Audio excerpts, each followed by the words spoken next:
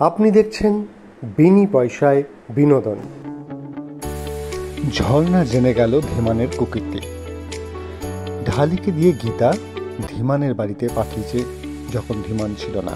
ঠিক সেই সময় ঢালি ভেতরে গিয়ে তার বাড়ি থেকে বেশ কিছু জিনিস খুঁজে খুঁজে সেখান থেকে পেল 3টে মোবাইল, একটি ক্যামেরা ও বেশ কিছু ছবির অ্যালবাম।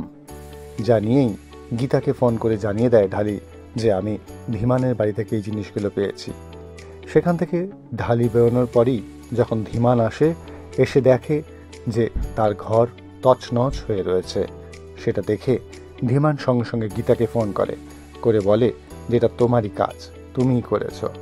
তখন ধীমানকে গীতা বলতে থাকে যে সে কি কি অপরাধ করেছে। সেই শুনে ধীমান একটু ভয়ও পেয়ে যায়। তখন পাশে ছিল তার মেয়ে তখন গীতার থেকে জানতে পারে যে ধীমানই তার বরকে সরিয়ে দিয়েছে পৃথিবী থেকে। ঝর্ণা তখন ধীমানকে চেপে ধরে। ধীমান কি এবার সমস্ত সত্য স্বীকার করবে তা জানতে দেখতে থাকুন বিনি পয়সায় বিনোদন।